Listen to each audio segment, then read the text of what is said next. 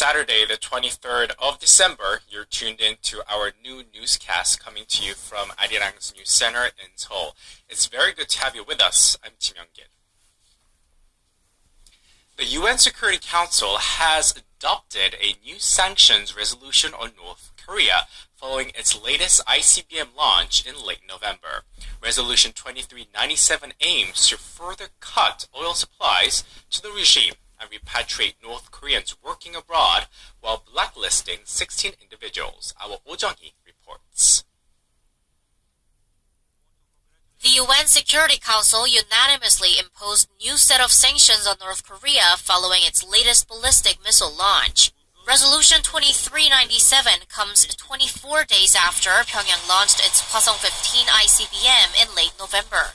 It's the fourth UN resolution on Pyongyang this year and the 10th in the UN's history. 9 times before today, we have asked the North Korean regime to choose the path of peace, but Pyongyang has chosen the path of isolation. As we have in the past, we will continue to match the Kim regime's choice of aggressive actions with actions of international sanction.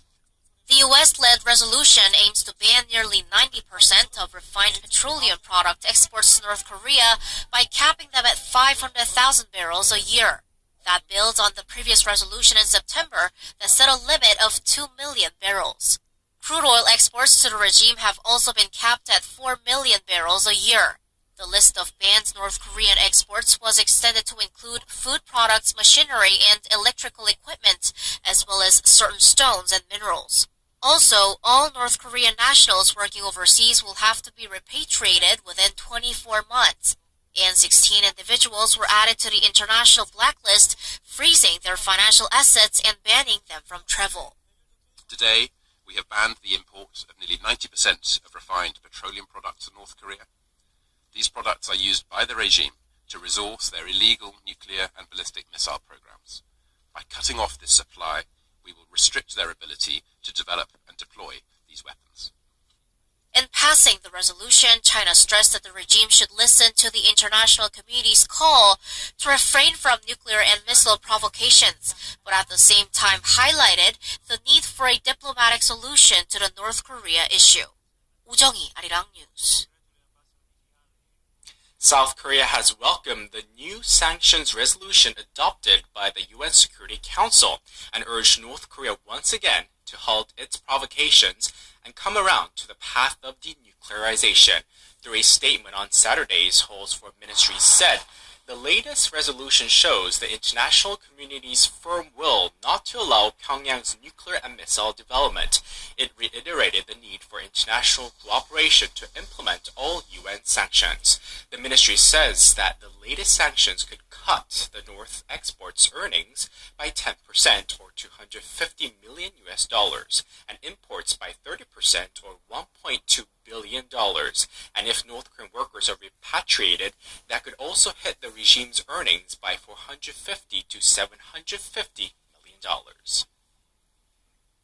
Despite threats from President Trump, Pyongyang has shown no signs of stopping its nuclear and missile development and has caused concern around the world several times this year.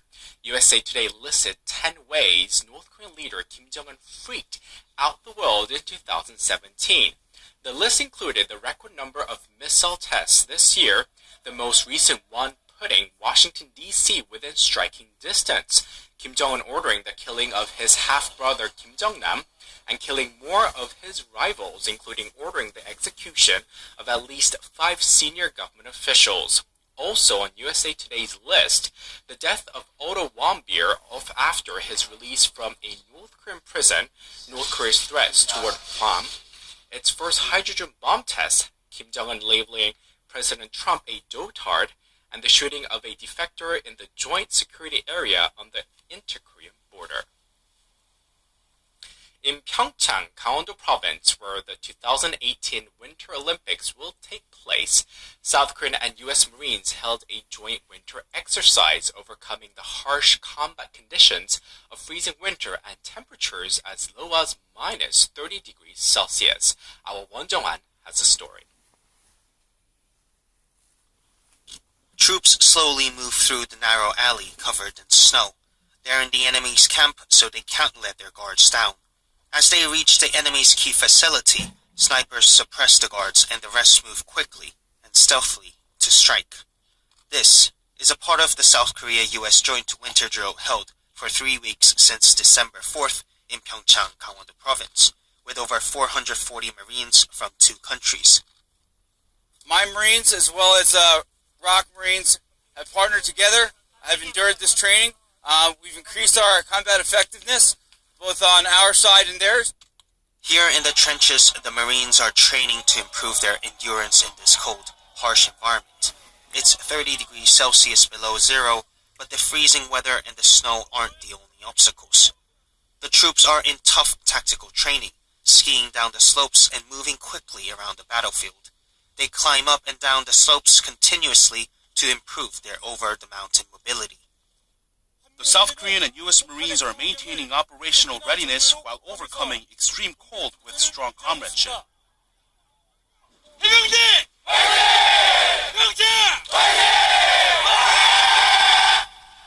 원정환, 아리랑 뉴스. Israeli Prime Minister Benjamin Netanyahu said several countries are considering moving their embassies to Jerusalem in the wake of U.S. President Donald Trump's decision to recognize the city as the capital of Israel.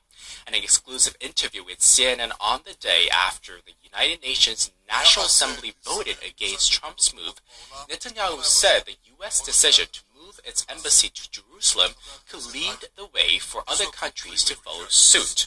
However, Trump's decision has been widely criticized by the international community, with leaders from the 57-member Organization of Islamic Cooperation recognizing East Jerusalem as the occupied capital of Palestine.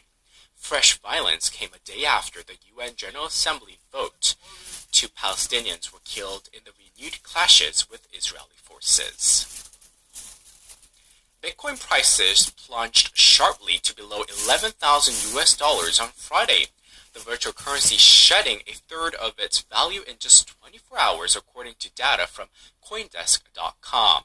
It later rebounded to $12,000, but that's still 25% lower than its price on Thursday morning. Prices had approached $20,000 as recently as Sunday. Experts say the drop in Bitcoin is a result of the previous massive new inflows of retail investors who are more prone to sell at the sight of falling prices. There was no immediately apparent explanation for the sell-off and extreme volatility. The express train designed to take Olympic athletes, porters, and fans to the Winter Games is up and running. It takes passengers to Gangneung from the capital Seoul in just a couple of hours. Lee Ji-won explains why the KTX Gyeonggang line is a huge boost for travelers to the region.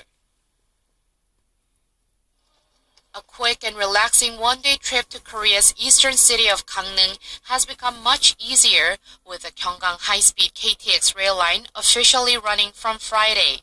Extending an existing route all the way to Gangneung, the new line takes visitors from Seoul directly to the country's eastern cities of Gangwon-do Province in a much shorter time.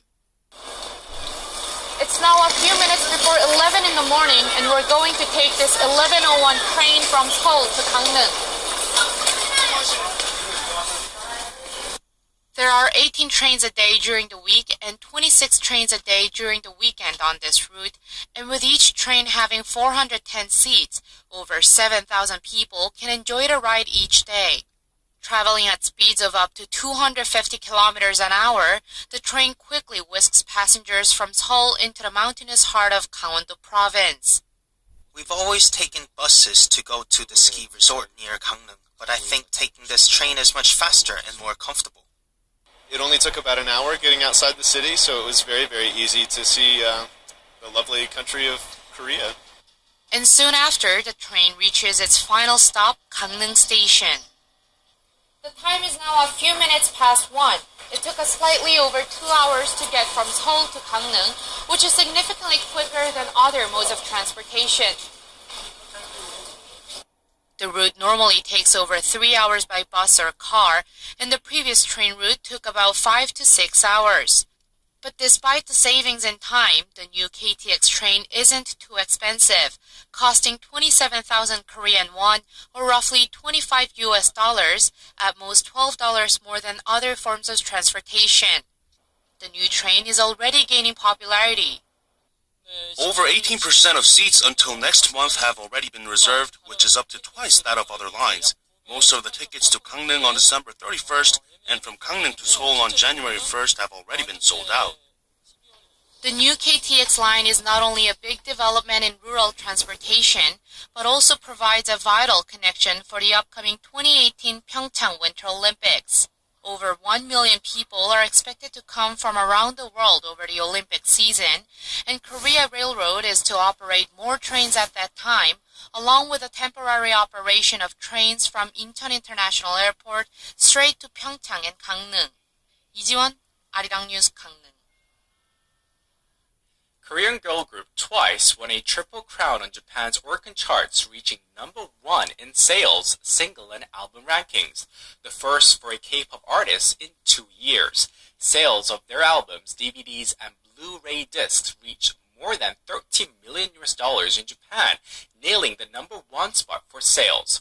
The video for Twice's 2016 single TT also surpassed 300 million views on YouTube on Friday, making them the first K-pop girl group with a video that hit that milestone.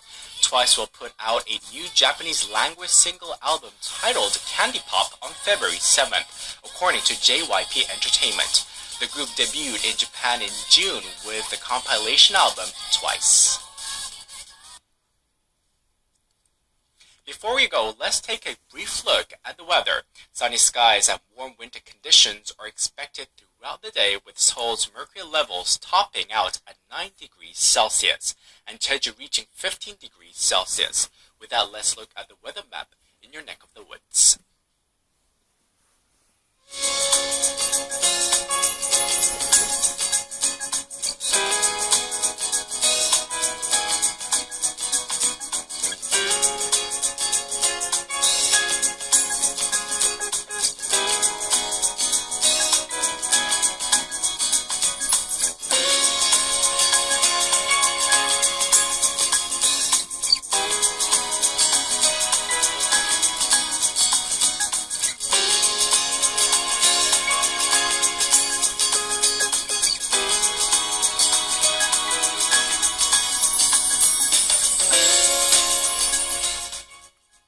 And that brings us to the end of our newscast. Thank you for watching.